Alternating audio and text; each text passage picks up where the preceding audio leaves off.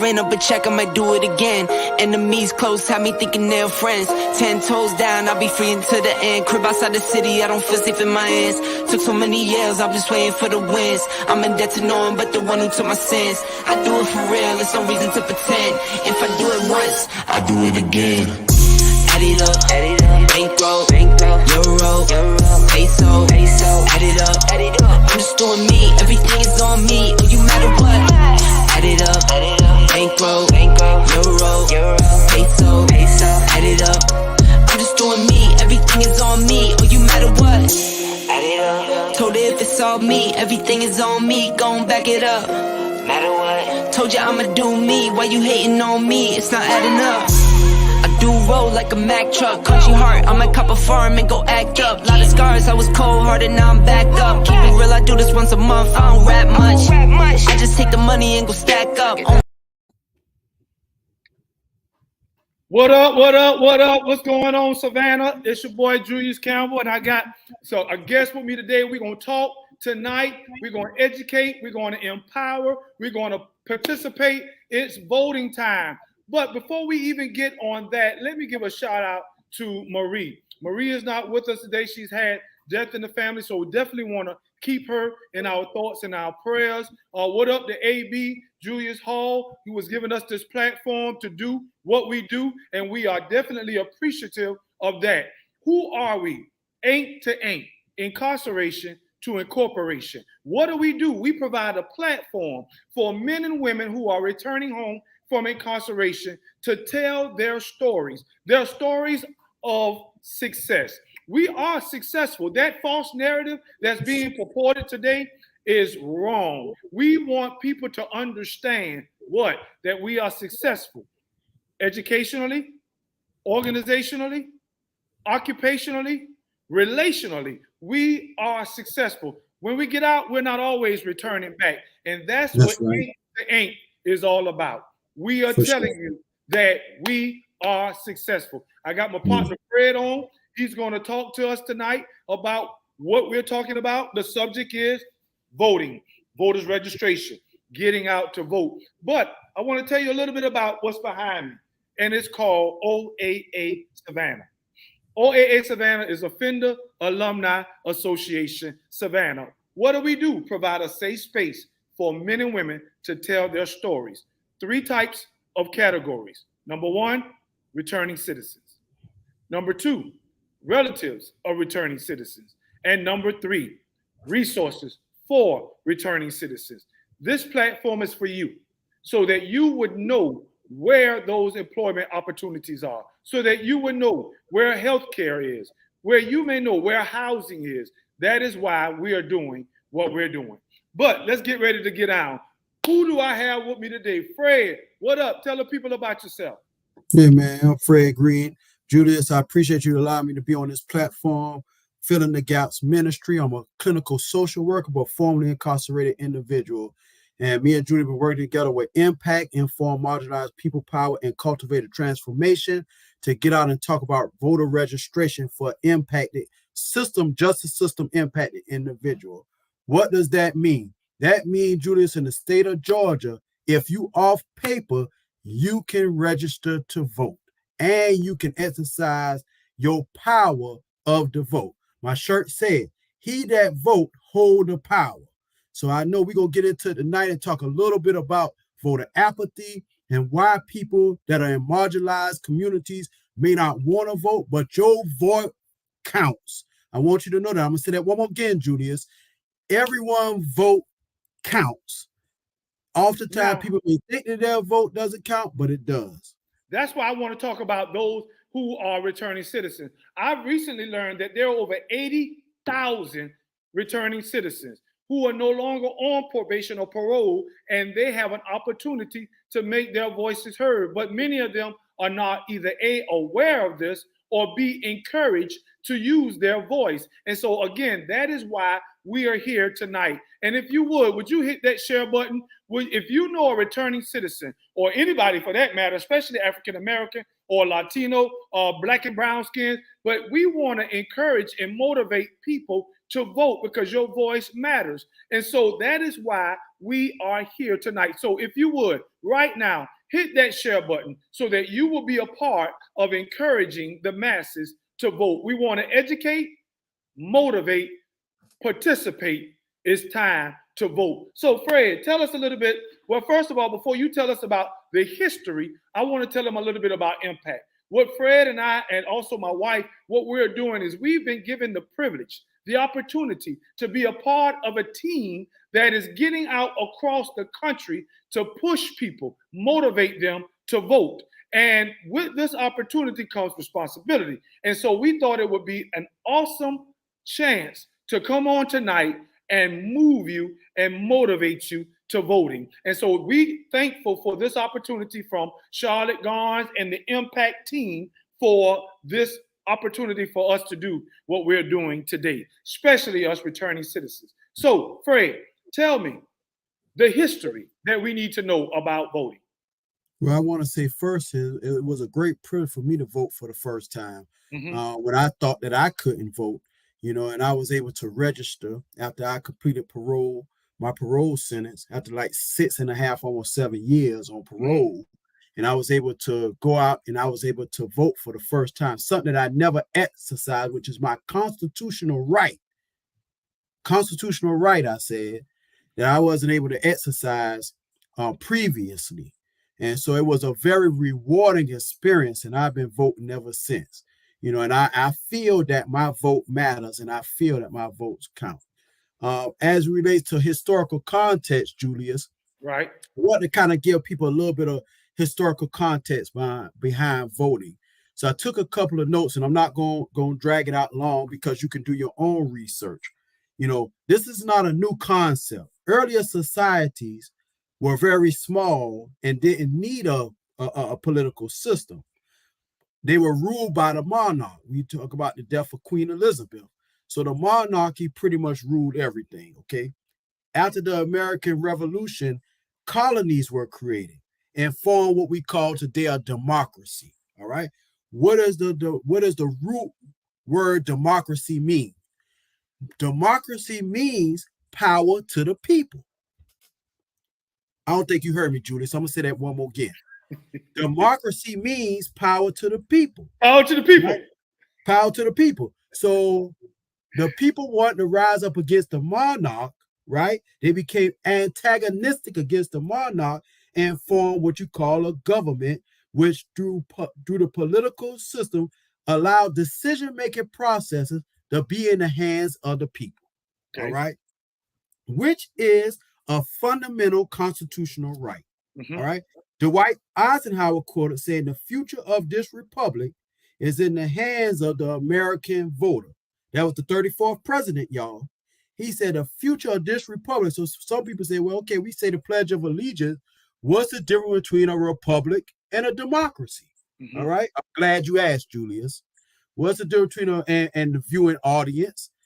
What is the difference between a republic? Why do we say republic to which it stands, to the republic, to which it stands in the Pledge of Allegiance, but we say we are a Democrat? Well, the republic is like the umbrella and the democracy falls up under it. Okay? So when you're talking about a republic, and we're going to get into that when I start talking about terminologies, when you talk about republic, that was the way society was able to take and rest all of the decision-making power to the hands of the people under a representative government, but not under a monarchical government. Right. So I'm going to say that one more again. So instead of us being ruled by kings and queens, the republic said, nah, we're going to be ruled by government, but only through the people. The people is the one that elect the government officials in order for us to make decisions and have the power that we have today. So in other words, the reason why that's so important is because of what you stated earlier, that it's in the people's hand in order to change things. And that's why it says that we play a part. The people play a part in who is in office. But the only way we can play a part is if we are active and intentional in our voice, correct? in our voice, and making sure that if we go dig it, we go unpack that a little bit more. We got to make sure that we have the right elected officials that's placed in office that will work to our benefit and according to our interests. Okay. Other than that, we remove them as the people that hold the power. Okay. All right. Now, at the founding of the United States, you always had a two-party system, but it wasn't called Democrat and Republican at first. It was called Federalist, right? Which focused on creating a strong central government, or anti-federalists, which were states' rights. All right. Today, America has a multi-party system. We know about Democrat, we know about Republican. Now there's independent. There's reform, which was created in 1992. You have libertarian, and you have the Green Party. Okay. But the most that we know that run the system is Democratic and Republican. Okay. Okay. Now, some may say, okay, well, Fred, well, you know, both of them the same thing. I would agree. Okay. They are two. I always say there are two wings of the same bird, two fangs of the same snake. Okay. Okay. But the thing that we have to do is hold our elective, whether Democratic or Republican, hold them accountable. And that's the point I want to hold on. I think that's the gap. The gap is that we elect these officials, but we never hold them accountable, Julius. Now, before you go there about holding them accountable, because we know that some things have changed. So when you talk about holding them accountable, have you dealt with the terminology? Because a lot of people don't even understand the terminology of voting. For example, what is polls? What are voter registration? What are ballots? Can you just tell us briefly, not to go in depth, because again, we don't want to lose our audience, but just go systematic for me. Well, let me finish up with a little bit of the history. Okay. All right. So this is not a foreign thing, as I say. So let me tell you about the voting process historically or in antiquity, right? Athens, city-state of Greece, practiced a democracy 2,500 years ago. Okay. Each free male above a certain age having the right to vote. So voting ain't no new thing. For you biblical scholars out there, casting lots was a form of kind of voting. Tell me. Some people say it's kind of like gambling, but it was a form of voting because they voted after Judas, for biblical scholars now, after Judas was, because he hung himself. Right. So they had to replace the 12, right? So they voted or cast lots to put Matthias in to take his place. That's true. Am I right or wrong, Julius? You are right. That's biblical. All right. Then Native American tribes elected their chiefs. Okay. And some even elected women to the office of chief. So I don't want you to think that this voting process, democratic process, has been something that's new. Okay. Then I want to go a little bit into the 15th Amendment, which was ratified in 1870. Which allow voting rights for all men and races. All right. Okay. So we know that the voting rights are 1865, and I'm giving 1965. I'm giving this context because we want to understand that as it relates to African Americans, people of color, as you alluded to earlier.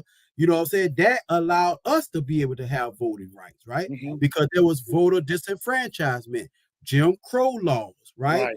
The poll taxes, which were during that time, during the civil rights era, where it was equivalent to $2 per year, which most people couldn't afford.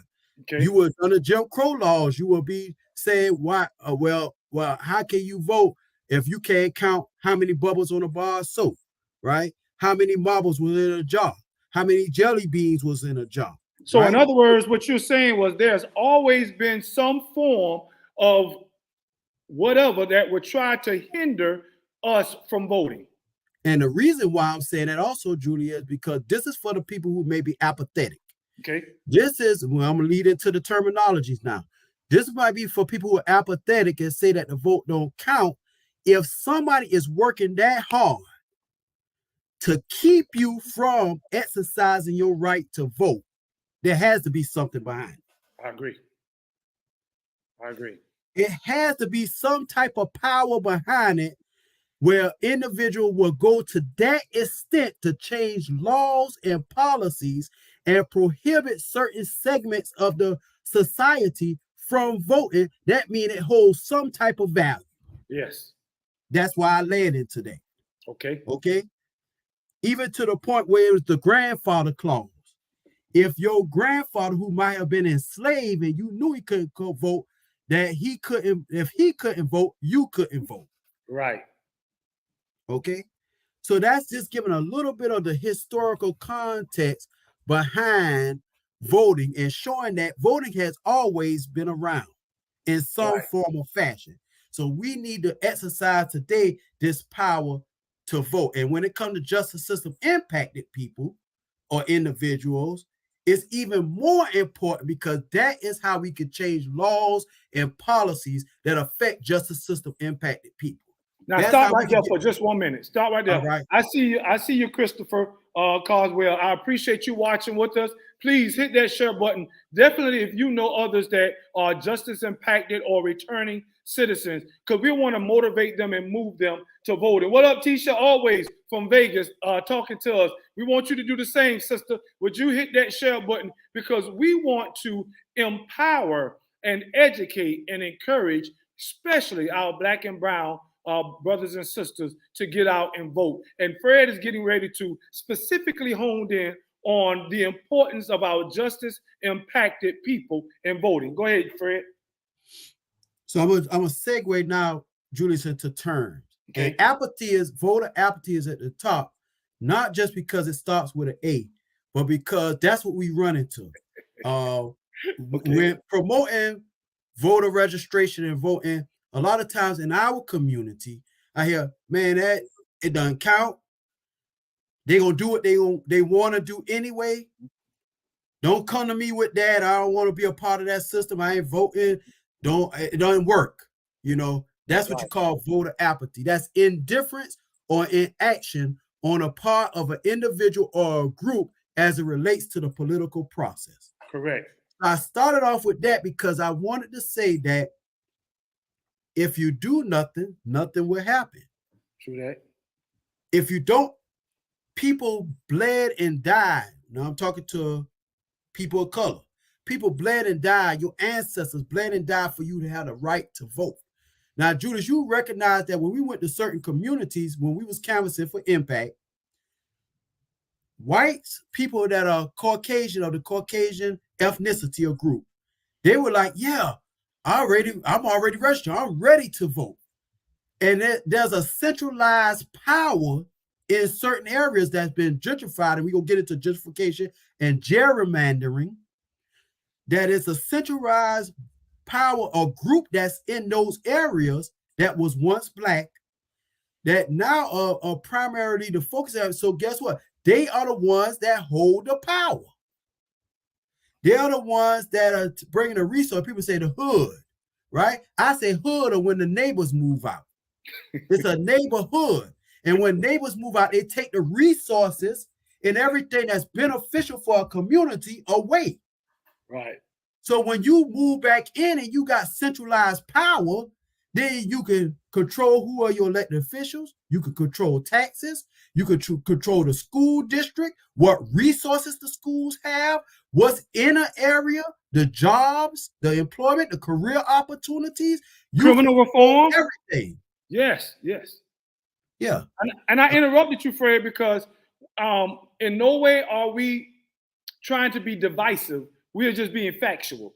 And when we went out to canvass these neighborhoods, we recognized the enthusiasm and the excitement of from one ethnicity to the next as it relates to voting. A lot of those of our Black and brown perspective were not excited about it. They were not educated about it. They really didn't have that passion to do it. But those of the other ethnicity, they were like, good job. We're glad y'all out here registering. We already voted. We are already registered. So you saw the differentiation between the excitement, the education, and the passion. And so for us African Americans and Latinos, how can we sit around and say we want change, but we are not able or willing to get out and make change? Go ahead, Fred.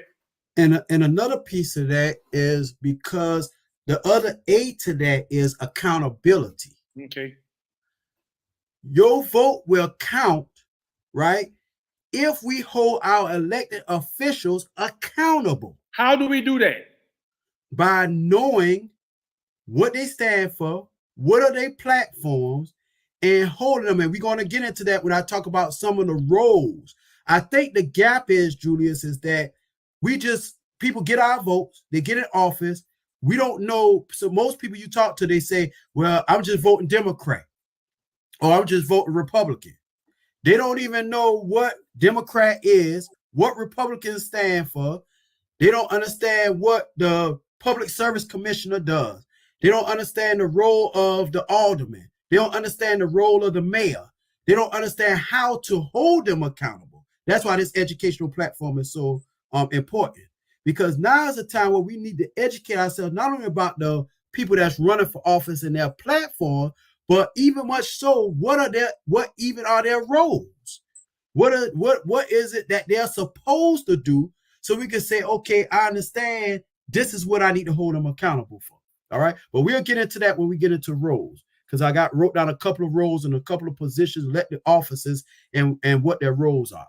All right. So what is gerrymandering? That's manipulation of electoral districts. So you're not just talking about gentrification, which is larger than gerrymandering, because gentrification is when one group come in, restore a whole community, and centralize the power. But gerrymandering is the whole district. So basically, that's like redlining, where I draw a red line around a whole area and say, okay, I'm only going to let this group of people in, or these group of people in. These type of group of people going to be out. And guess what? We're going to centralize the power right there. What is a republic? Modern republic would say the idea that sovereignty rests with the people. Sovereignty does rest with us if we hold our officials accountable. You know just as well as I do, and everybody else that's tuning in, we didn't hold Obama accountable like we should have to do something for Black people specifically. And I'm not afraid to say that, because every other group gets certain things from their elected officials. But if we say that we are a marginalized group, if justice system impacted people are a marginalized group, if Blacks are disproportionate, then we should have held them accountable to do something specific for Black people, just like every other culture. All right? What is a democracy? A government whose authority comes from the people. That's what a democracy is. We say we live in a democracy. The authority don't come from the elected officials, Julius. They come from the people. But I need you, Fred, because I want you to definitely tell us about the roles. But I must interject, and I see you, Connie Brown. I'm glad that you're with us. What's up, Jerry? I see you as well. But I need you to be more practical, because a lot of people don't understand, again, what you stated from the beginning. The power is in the people's hand, but if the people don't use their hand, then there is no power. So help us to understand, how can we hold our elected officials accountable? For example, I hear a lot of elected officials during voting time run to these different churches that they have never been to before, and a lot of our religious ignorant people, and I don't say that bad, I just say that factually, religious ignorance. Ignorance just simply means you don't know.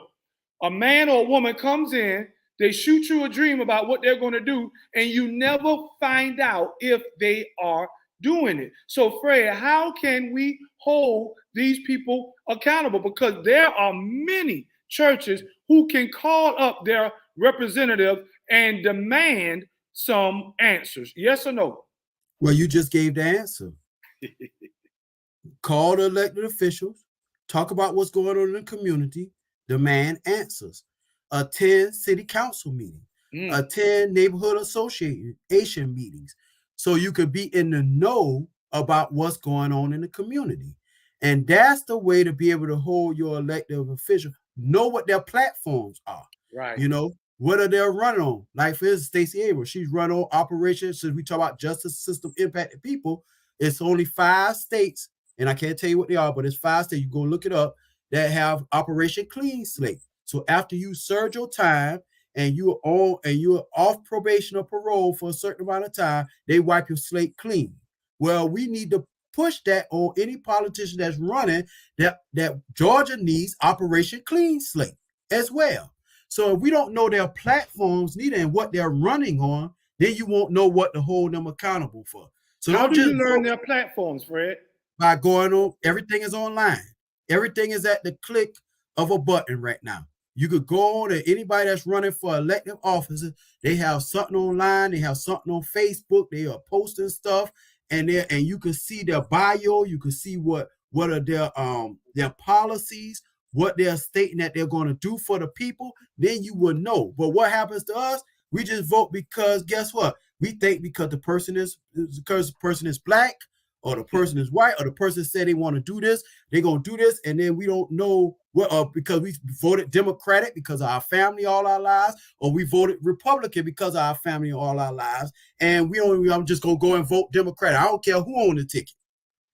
And we do that.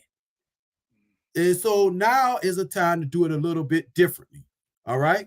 Because you have what you call, and I'm going to give you another term, direct democracy, right? A direct democracy is eligible voters meet to discuss issues and then make their decision. Maybe we need to start having meetings before these people run, like you said at the churches. We have meetings and bring these elected officials in and make them explain to us what are they going to do for the communities we live in before we make our decision. All right? Voter disenfranchisement. Groups of people that have been stripped of their ability to vote. Right now in Georgia, they say what? You can't pass out water. And elderly people are sitting in lines, right? Mail-in voting. We can't do mail-in voting. Colorado did a great job at making sure that they're pushing mail-in voting for people who can't get to the polls. Right. You know, so these are we might need to start lobbyist groups. All right. Lobbyists is influential groups that sway elected officials. It's money flowing. So we might need to start our own PACs and super PACs, political action committees. Churches I think because of separation of church and state, and a lot of churches are exempt from taxes, so they don't want to touch it. But outside of that, organizations may need to start PACs, you know, where they can start talking to elected officials, and then whatever are the interests, they can start making elected officials sway toward their interests. Lobbyists, right. You go to the state capitals and you go to the state capitals during time, you see lobbyists running around all day long. If it's about dairy and milk, you got lobbyist groups for that. If it's about marijuana laws, you got lobbyist groups who are putting the press on elected officials. We talk about boxing people in, and in the chain gang, you talk about putting the press on people. Well, we need to put the press on these elected officials. We need to box them in.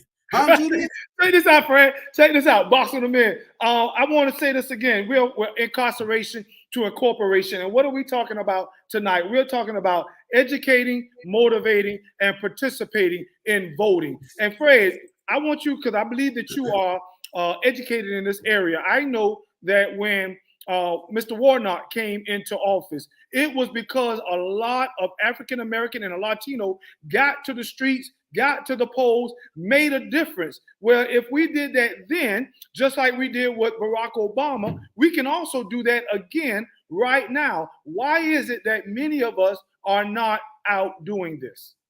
Because of people I told you about that apathy. People just feel like the voting process doesn't count. We hear the same story, the same old things happen, and nothing changed. But I want you to know that because things are changing, things are different. You know, you can hold Warnock accountable for his platform and the things that he said he want to change. And when we get into the job of a senator, then I'm going to describe to you some of the functions of a senator so you will know how to hold them accountable. Well, matter of fact, Fred, because of time's sake, let's move into their roles. All right. So let's talk about some of the roles. And this stuff is researchable, y'all. You can go and look up this stuff just like you go on Facebook every day, Instagram every day. Let's start using social media for what it was its intended purposes. Right. In order to do business, in order to be able to find and research information. And you were able to do that just like I went and did. City council, they make decisions and they set policy direction every day. Right. So you can hold your city council members, your aldermen, accountable for policies and referendums and different things that they are putting up inside, especially Savannah or within the city limits. Okay. The city manager, some may say he hold a pocketbook, right? He is the chief executive. Okay. The city staffers, he is like their supervisor. He's responsible for operationalizing city council decisions. So a lot of time before they can make a final decision, when you see those city council meetings, y'all, especially for those that are viewing in Savannah, wherever you at, they have city council meeting. The city manager is involved in that. All right. Okay. The city attorney, that's the city's chief legal advisor. Any legality that the city's going through or the city's being sued for something else, they got to go to the city attorney. All right. Okay. County manager. We're going to go to the county some too, right? County manager develops and presents annual budget, strives for efficiency, effectiveness, and delivery and funding of services. So a lot of you all who have programs, if you want to go and you justice system impact, or you just a regular individual that ain't never been in touch with the criminal justice system, and you want to start a program, you can go to the county for funding of services that you want to provide for the community. You could address the county manager for that. County commissioners control how land is used in zone. That's important. I'm gonna say that one. The people that's sitting on the county commissioner board, they are responsible and control how land is used in zone.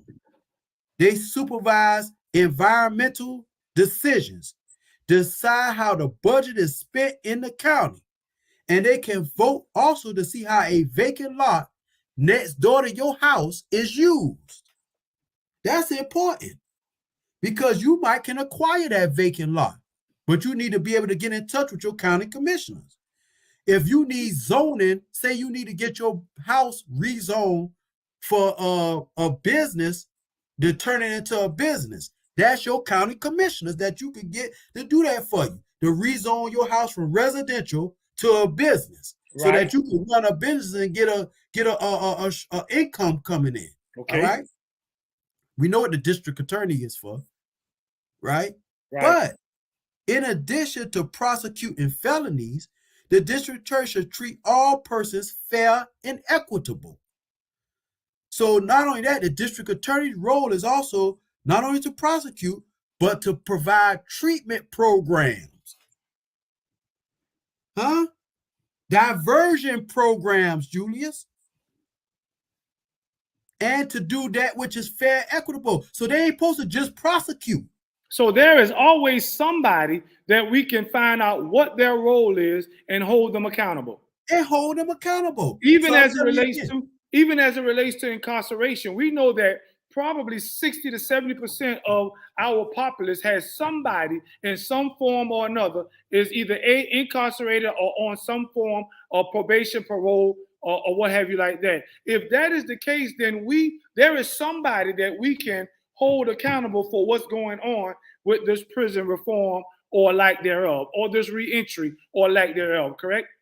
That is correct. So you could contact the district attorney and say, well, my son caught a dope, my brother, my aunt, my uncle, my cousin caught a dope charge. Why are you prosecuting them with 5 or 10 years? Let's put them in a diversion program.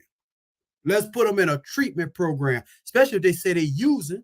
Right. Well, a lot of people don't know that. They don't know they could contact the district attorney office to do that. That's her role and function. It's not just to prosecute. Right. Let's talk about sharing. As they say, Fred, ignorance is not bliss. Ignorance is causing many of us to be destroyed, right?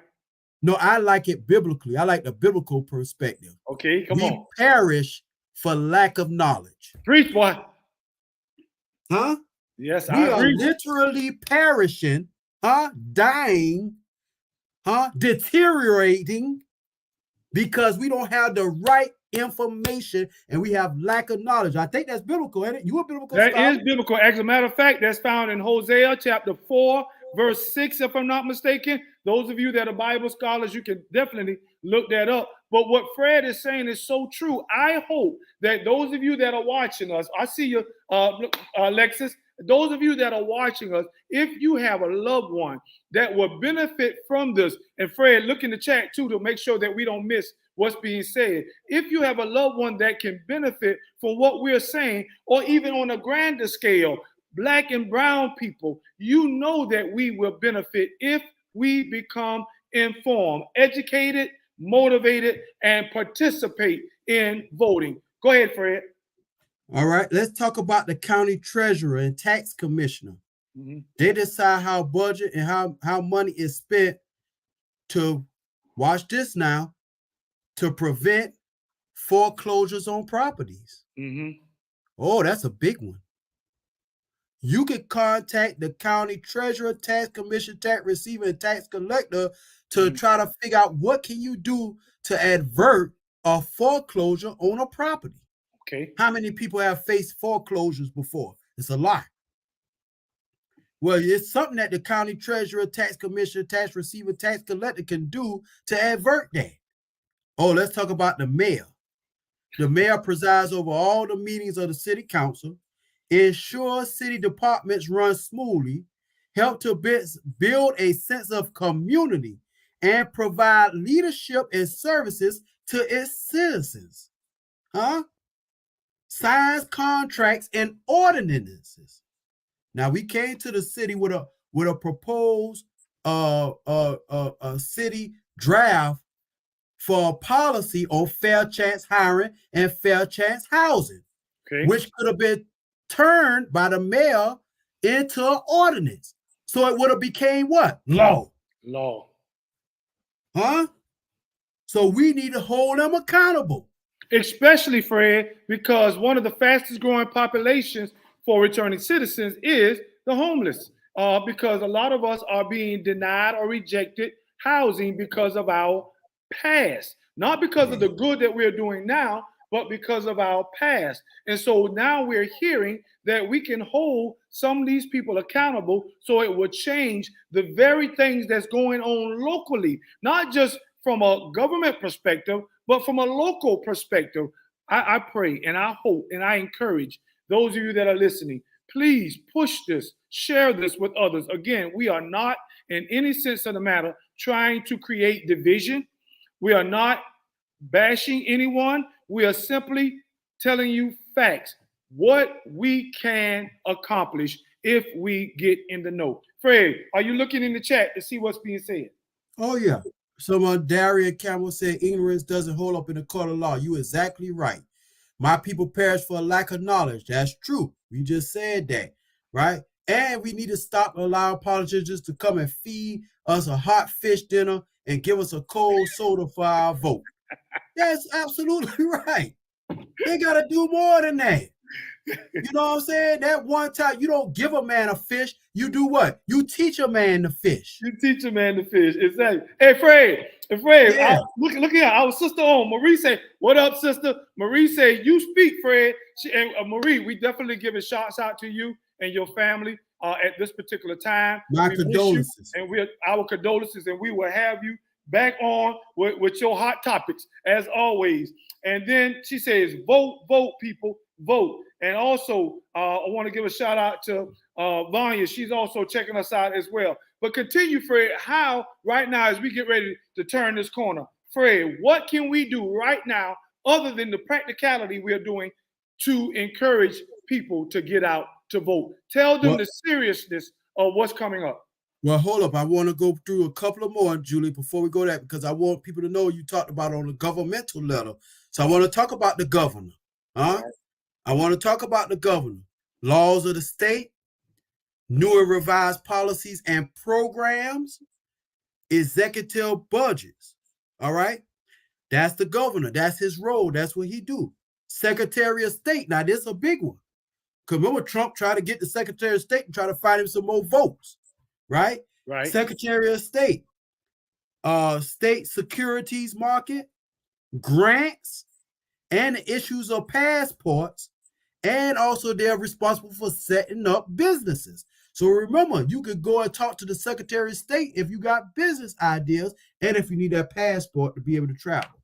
Watch this. Agriculture, Commissioner of Agriculture, Mr. Gary Black, right? This is our grocery store. This is our food, right? Being shipped in and shipped out. But guess what else I found out, Julius? What that?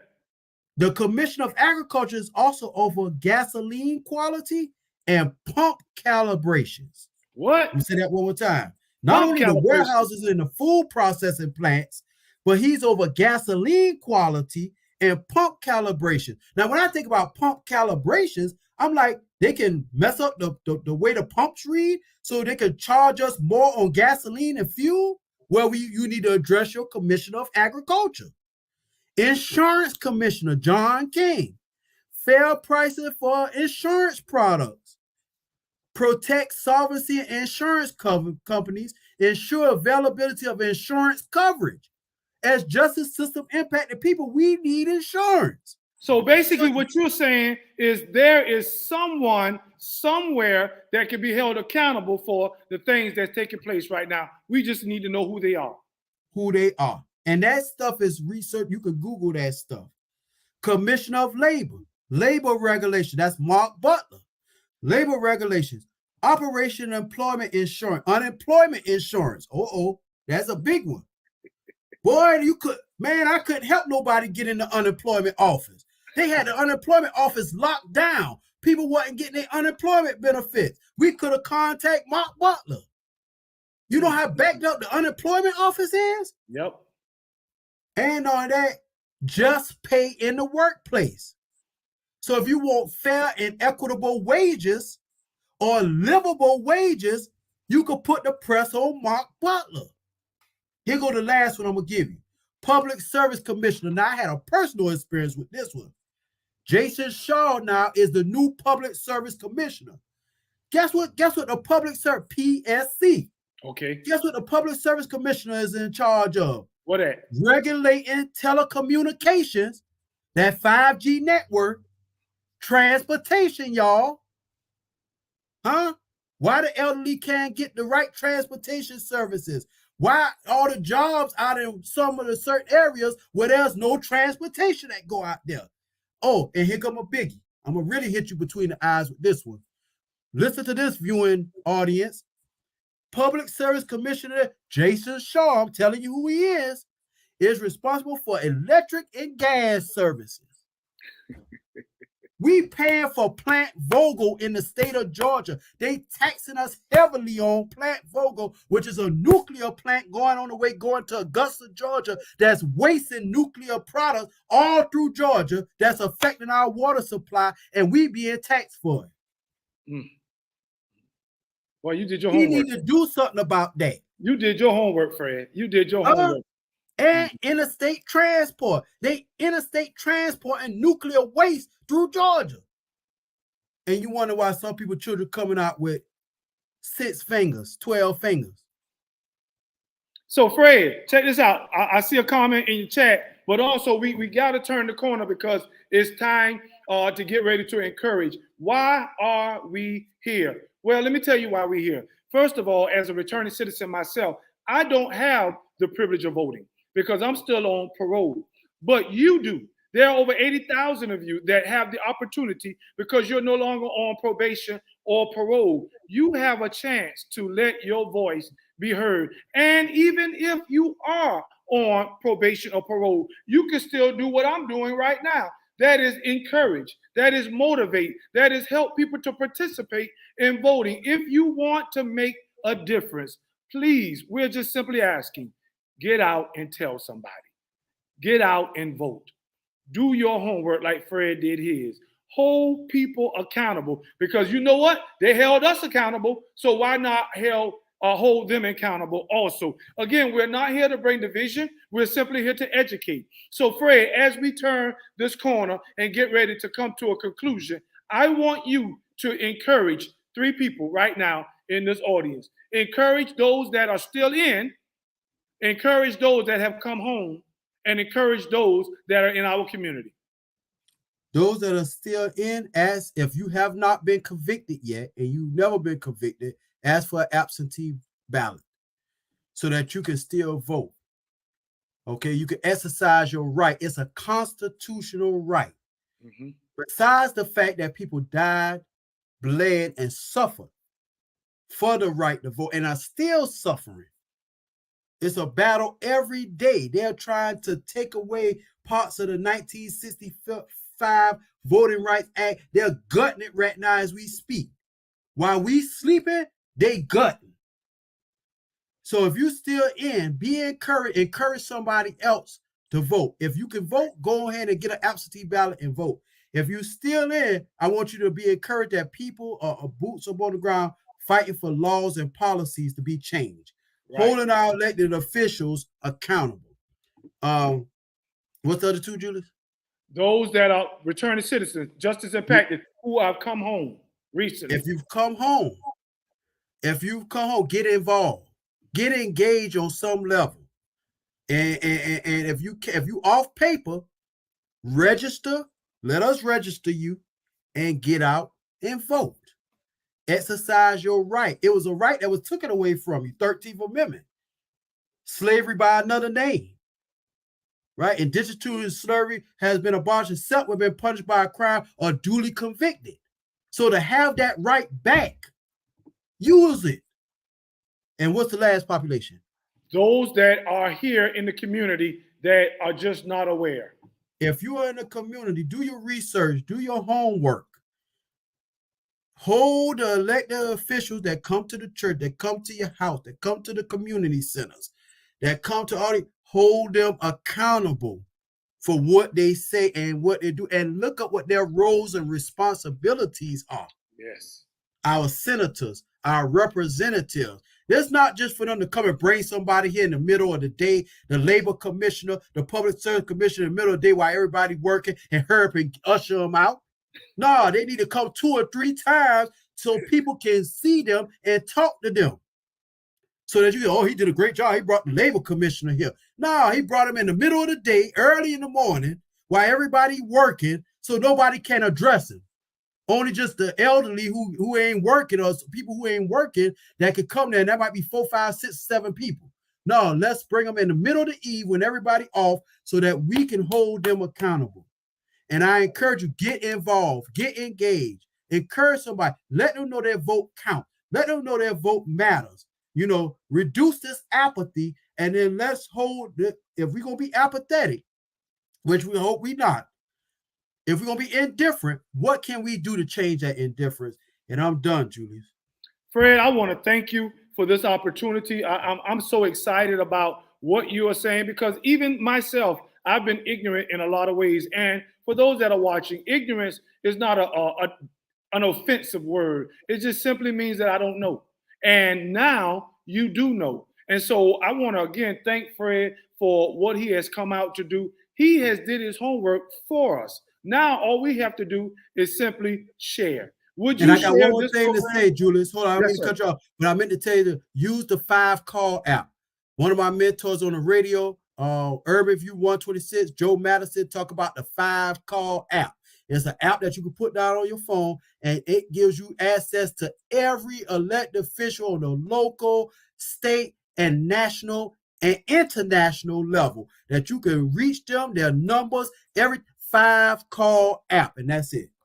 5-call app. Okay, Fred. And again, Fred has did the homework. All we're asking you to do right now, would you please share this? Share this with somebody. Share this with everybody, because what we did today was simply motivate, encourage you to participate, to get out and vote. That's all we're doing. We can make a difference. Fred said at the beginning that it's in our hands. What are you going to do, pastor? What are you going to do, church member? What are you going to do, returning citizen? Even those that are still on the inside that are listening to us in Jessup jails right now, call home and tell them, get out and vote. That's all we're asking you to do, so that we can make a difference and begin to start holding our officials accountable. Fred, again, I just want to say thank you for what you're doing. Here at Ain't the Ain't, what we love to do is give the platform, provide a safe space for our returning citizens to share, to encourage. And, you know, I always love to say this. Well, before I say what I say, I definitely got to give Julius prop. Julius says, listen, a debt is no longer a debt when it's been paid. And that's what Fred and I are trying to do. We've paid our debt. Now we're trying to encourage you to know that you have power. You do. Your voice does count. And as I say in closing, we may have started this thing out wrong, but look at us right now. Myself, Fred, Marie, Julius, AB, all of us, we are finishing strong. Thank you for joining us tonight on another edition of Incarceration to Incorporation. Fred, I'll see you in the morning as we get out and hit those streets. We see y'all later. Good night. Goodbye.